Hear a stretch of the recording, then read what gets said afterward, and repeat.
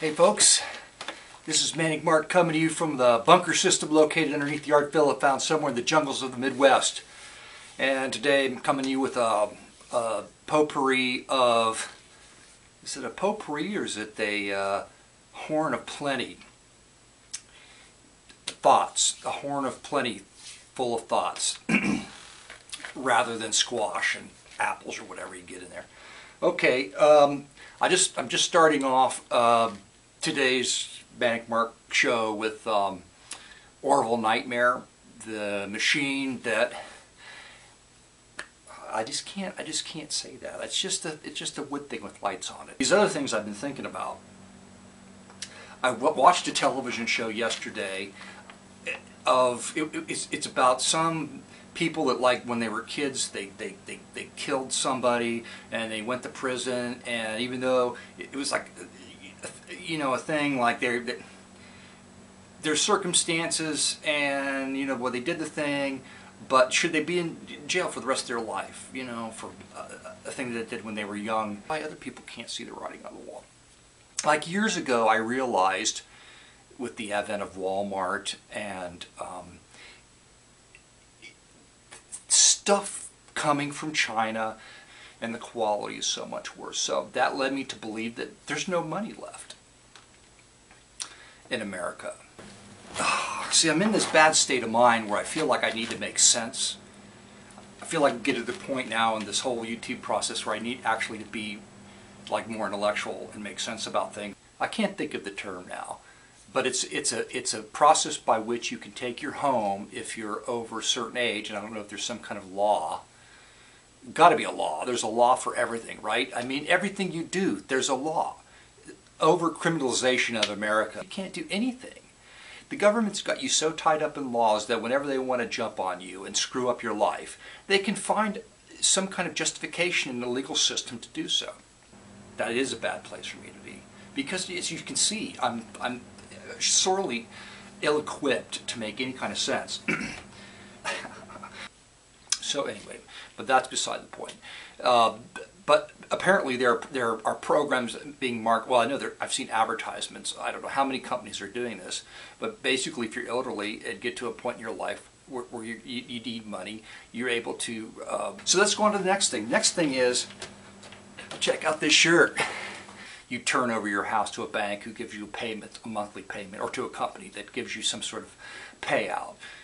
In exchange, you apparently have to keep up your home to the standards. There's fine print, as there always is. But basically what this is, what this means, what this suggests, is that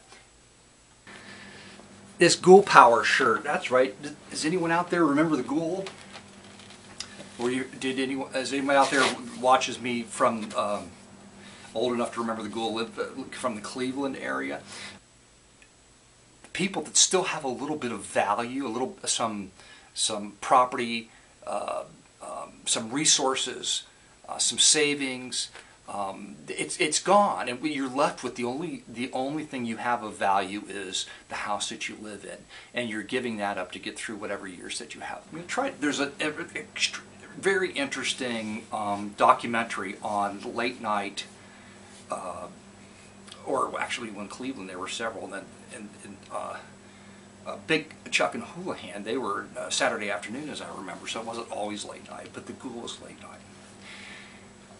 And there's a whole history I don't know if I'll go into right now, but what this suggests is that the only money that's left, and the Ghoul is like the follow-up. There was a guy that was ahead of him, and the Ghoul took over his deal there, and there's a great documentary. I'll try to find it and post a link to it for anyone that's interested in you know, vintage horror hosts, science fiction horror, bad movie hosts. Okay, there were these packages that were released in the 70s by movie studios, really cheap, horrible movies. That's in fact where I first saw Plan 9 from Outer Space and fell in love with it then. The only wealth left in America are for the elderly and the property that they own. That's it. That's all that's left. And the government and private companies, if they're private at all, are after what's left. The government's after your retirement fund. They want to get their fingers in that and control that.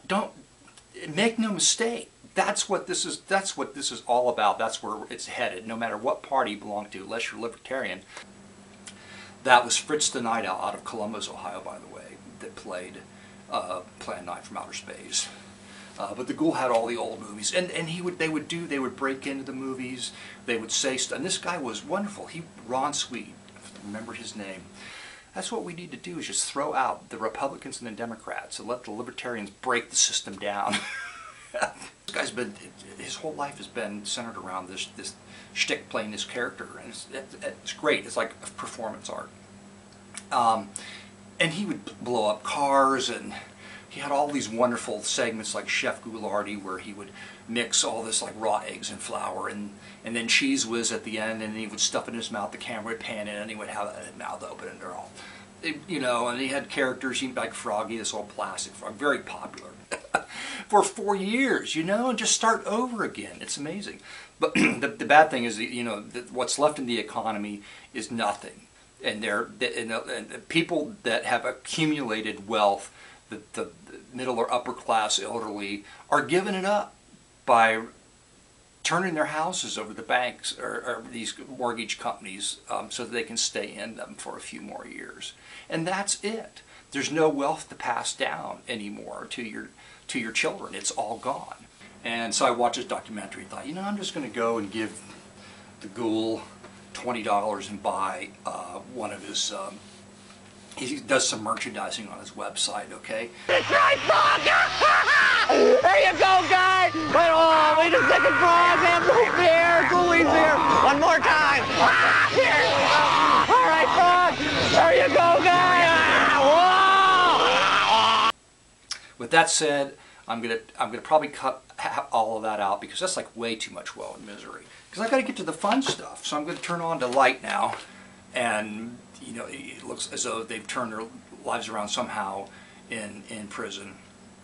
But what struck me, and there's something to be said about that. But what struck me are these people. They get their high school diplomas, bachelors, masters, doctorates in prison.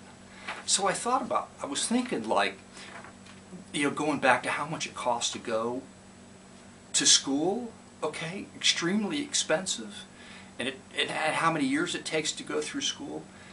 So this idea came to me that if you could research what kind of crime that you can do that would put you in prison long enough so that you can get your bachelor's and master's or doctorate, or depending on whatever you want, basically for free, and then come out and then do whatever you want. You know what I'm saying? I mean, nothing. The trade-off would be you know, possibly you'd be ass fucked, or you know, stabbed to death, or you know, get involved in some illicit kind of prison doings there. You know, but think of the debt load you're going to carry if you don't go to prison to get your education.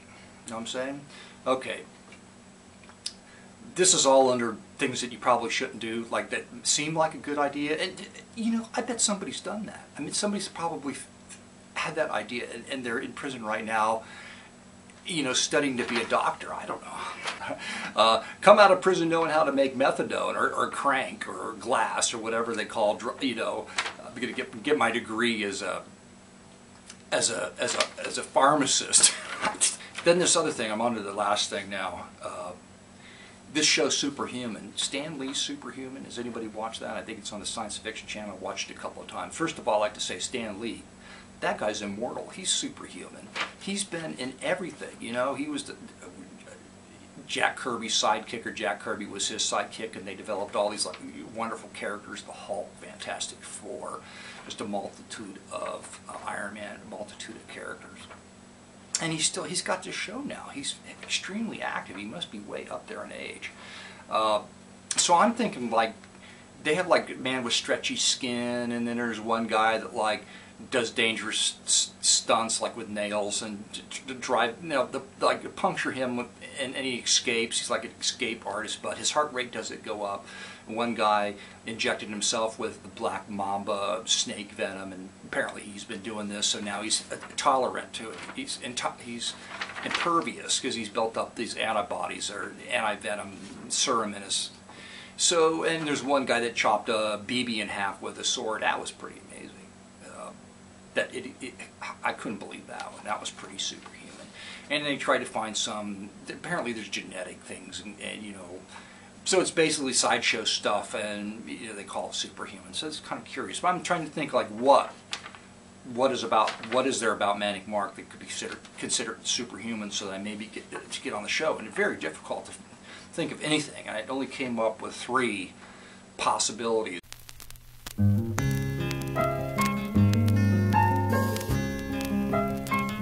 How come the slow lane is moving fast, Lord, and the fast lane is moving slow? I'm in the middle of life's expressway, and I want to know, Lord, I really want to know. Up ahead, Lord, there is a crossroad, and this course of life comes to an end. Which way to go, Lord? I'll have to turn now. Oh, be my friend, Lord, please be my friend. To the left's a broad road where the lights are glowing, and many there be that go therein. You say turn right, Lord, to the straight and narrow way where the lights are very dim. Well, I'm turning, turning, turning my wheels to the right, and I'm yearning, yearning, yearning for a sign that says I'm right.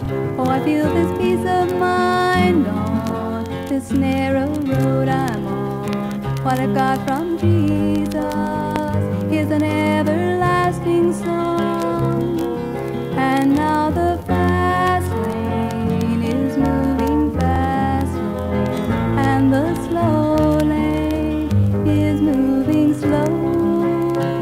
I see through your eyes that Jesus loves me, and now I know, Lord, oh yes I know.